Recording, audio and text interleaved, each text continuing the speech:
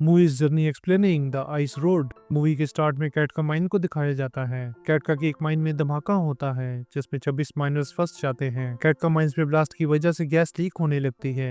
अगर माइनर्स को जल्दी ही वहां से नहीं निकाला गया तो उनकी दम घुटने से मौत हो सकती है। कैट का माइंस के सीनियर्स इमरजेंसी ऑफिसर को सिचुएशन के बारे में इन्फॉर्म करते हैं। वो बताते हैं कि जब तक वेलहेड्स नहीं होंगे तो माइंस से गैस को निकालना नामुमकिन है। वेलहेड्स को कैटका तक ले जाने के लिए C-130 प्लेन के पायलट से कॉन्टेक्ट किया जाता है, लेकिन वो इस काम से मना कर देता है क्योंकि कैटका में रनवे ना होने की वजह से प्लेन लैंड नहीं हो सकता। पायलट उन्हें सजेस्ट करता है कि वेलहेड्स सिर्फ ट्रक्स के जरिए पहुंच सकते हैं। Mine safety officer max gym से कॉन्टेक्ट करता है, जो एक एक्सपीरियंस ड्राइवर है। मैक्स उसे बताता है कि वेलहेड्स को 30 घंटों से पहले कैट का माइंस तक पहुंचाना है। जिम मैक्स को इन्फॉर्म करता है कि उसके साथ काम करने वाले ट्रक ड्राइवर छुट्टियों पे हैं और कैटका तक पहुंचने के लिए ट्रक्स को आइस रोड से गुजरना होगा। लेकिन मार्च का मंथ चल रहा है जिस वजह से आइस रोड पतला हो चुका है और वेलहेड्स का वेट भी बहुत ज्यादा है। जिम ये काम करने से मना करता है क्योंकि ये किसी सुसाइड मिशन से कम नहीं, मगर जिम बाद में हाँ कर देता है क्योंकि वो माइनर्स की फैमिली को पर्सनली जानता है और वो ये मिशन सिर्फ उनके लिए पूरा करेगा। लेकिन उसकी ये शर्त होती है कि मैक्स उसे आइस रोड ओपन कराने की परमिशन लेके देगा।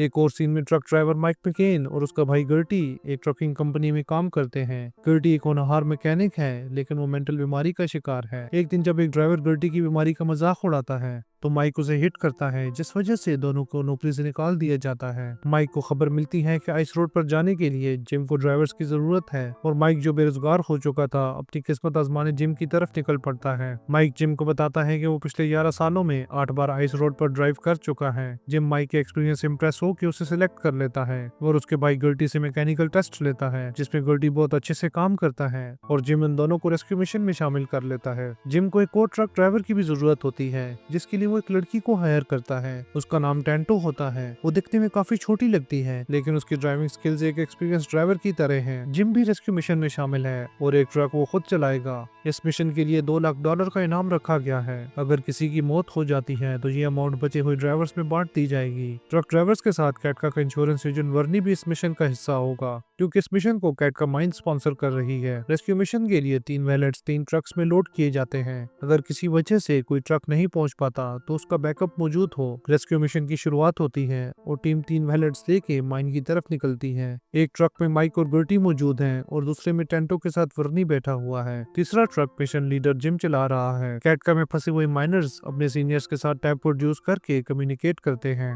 और कैटका के जनरल मैनेजर सिकल माइनर्स को तसल्ली देते हैं कि उन्हें बचाने के लिए वेलहेड्स विनीपेग से निकल चुके हैं जो उनके पास जल्दी पहुंचने वाले हैं, जिसका यूज करके गैस को निकाल दिया जाएगा और टनल को ब्लास्ट करने के बाद उनकी जान बचाई जाएगी। रास्ते में जिम के ट्रक का इंजन खराब हो जाता है। जब वो इंजन को रिपेयर करने की कोशिश करता है तो उसका ट्रक आइस टूटने की वजह से डूबने लगता है और उसकी लेग वायर में फंस जाती है। जिम समझ जाता है कि उसका बचना मुमकिन नहीं तो वो टेंटो को फोर्स करता है कि वो उसका स्ट्रैप कट कर दे। इस वजह से जिम ट्रक के साथ डूब जाता है। रेस्क्यू टीम में 2 ट्रक्स और वेलहेड्स बच जाते हैं। जब बाकी ट्रक्स प्रेशर वेव और क्रैकिंग आइस से बचने की कोशिश करते हैं तो वो जिगजैग करते हुए गिर जाते हैं, लेकिन वेव्स रुक जाती हैं और उनकी जान बच जाती है। वर्नी माइक को उकसाता है कि वो टेंटो पर इल्जाम लगाए कि उसने जिम का ट्रक खराब किया, लेकिन टेंटो बताती है कि उसने ये मिशन इसलिए चूज किया क्योंकि उसका भाई कोडी माइनर्स में से एक है। जब वो उससे और सवाल करते हैं टेंटो उन्हें गन पॉइंट पर ले लेती है, लेकिन गर्टी उसे रोक कर बांध देता है। माइक और गर्टी ट्रक्स को चेंज डालकर उठाने के बाद वेलेट्स को चेक करने ट्रेलर में जाते हैं और वर्नी इस मौके का फायदा उठाते हुए उन्हें ट्रेलर में लॉक कर देता है। यहाँ रिवील होता है कि वर्नी जिम के ट्रक को खराब करने के लिए जिम्मेदार था।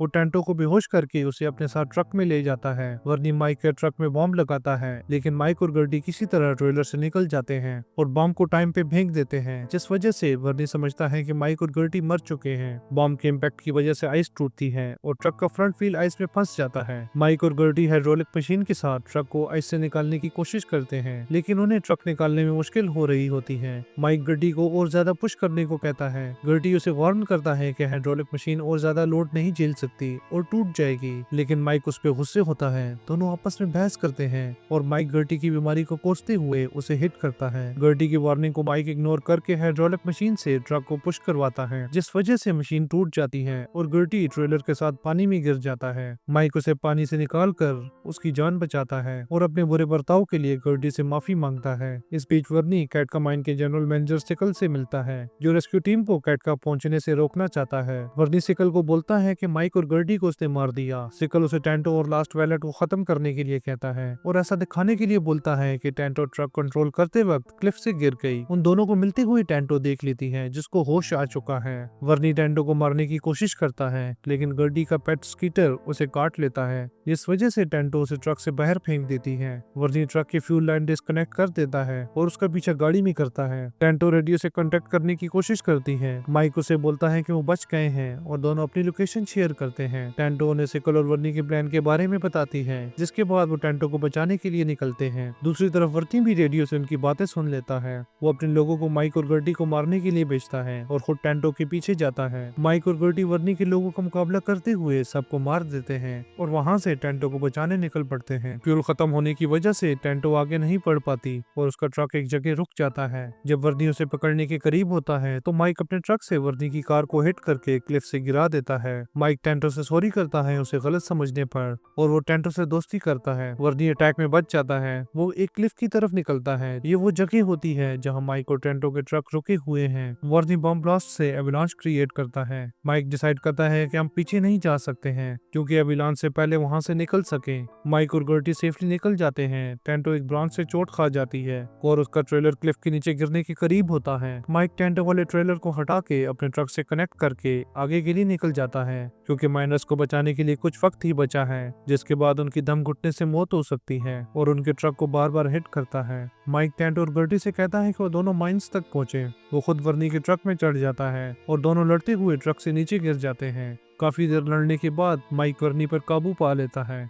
वो ट्रक को चलाकर उस जगह तक ले जाता है जहाँ पे आइस रोड काफी नाजुक है। वो खुद चलते हुए ट्रक से नीचे उतर जाता है और ट्रक सीधा आइस में जाके क्रैश करता है, जिसमें वर्नी और ट्रक दोनों डूब जाते हैं। गर्टी और टेंटो एक वीक ब्रिज क्रॉस करते हैं, लेकिन ब्रिज गिरने से पहले ही वो बच निकल जाते हैं। ट्रक वापस स्लाइड करना शुरू करता है और गर्टी उसे गिरने से बचाने के चक्कर में क्रैश हो जाता है। माइक उसके पास पहुंचता है और उसे आखिरी मोमेंट में कंफर्ट देता है। माइक डिसाइड करता है कि उसके भाई की कुर्बानी रह नहीं जाएगी और वो माइनर्स को रेस्क्यू करने जल्दी से निकल पड़ता है, जिनके पास जीने के कुछ लम्हे बचे हैं। कैट का माइंस पर कंपनी के सीईओ भी पहुंच जाते हैं। वो ये डिस्कस कर रहे होते हैं कि माइनर्स का सर्वाइवल पीरियड खत्म हो चुका है और रेस्क्यू टीम भी वहां तक नहीं पहुंच पाई। उसी वक्त एक वर्कर को माइक का ट्रक आते हुए नजर आता है। वो इमरजेंसी अलार्म बजाता है और सारे लोग बाहर आ जाते हैं। वेलहेड्स लगना शुरू होते हैं, जिससे जहरीली गैस निकल जाती है, जिसके बाद माइनर्स को रेस्क्यू कर लिया जाता है, जो मरने वाली हालत तक पहुंच चुके थे। सच्चाई सामने आती है कि सिकल ने जानबूझकर गैस सेंसर्स बंद करवाए